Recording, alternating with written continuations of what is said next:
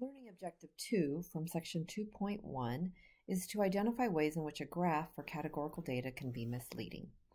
The first example says, explain what, if anything, is wrong with the following graphs and describe how you would redesign the graph to be less misleading if necessary. The first graph is a bar plot for two categories, 1992 and 2004.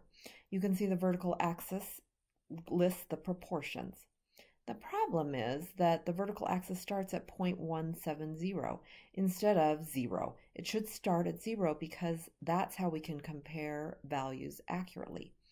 By starting at 0.170, it looks like the 2004 bar is much smaller than the 1992 bar, but in reality, it may not actually be that much smaller. I'm going to write the explanation here so that you can see what I'm talking about. Because the vertical axis is starting at 0.170, the difference between the proportion of injured workers in 1992 and 2004 is exaggerated. The bar plot should have a vertical axis that starts at 0. That's how we could design the graph to be less misleading. Let's look at this next example.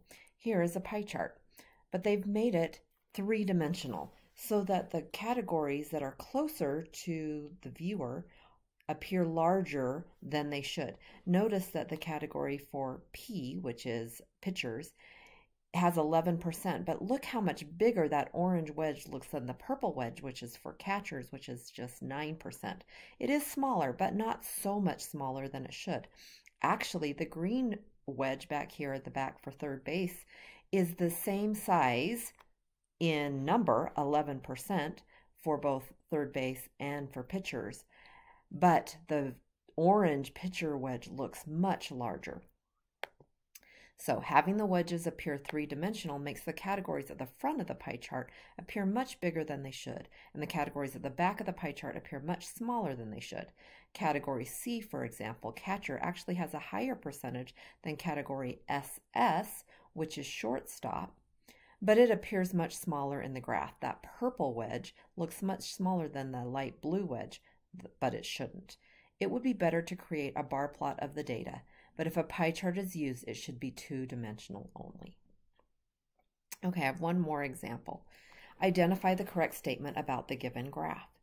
This graph uses pictures to represent the different categories, a baseball, a soccer ball, a basketball, but they've made the ball much bigger by expanding it both vertically and horizontally, when it really should have just been vertical. So the graph is not misleading. No, if we look at that baseball that is about $30 versus the soccer ball, which is about a little over $60, you can see that that soccer ball looks a lot more than twice as big. We could fit a lot more than two baseballs inside the area associated with that soccer ball. So B says the graph is misleading because a pie chart would be more appropriate for displaying these data. That is incorrect because pie charts display parts of wholes.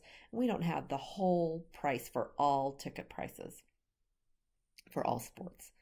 C says the graph is misleading because using pictures makes the differences between ticket prices for the three sports look larger than they actually are.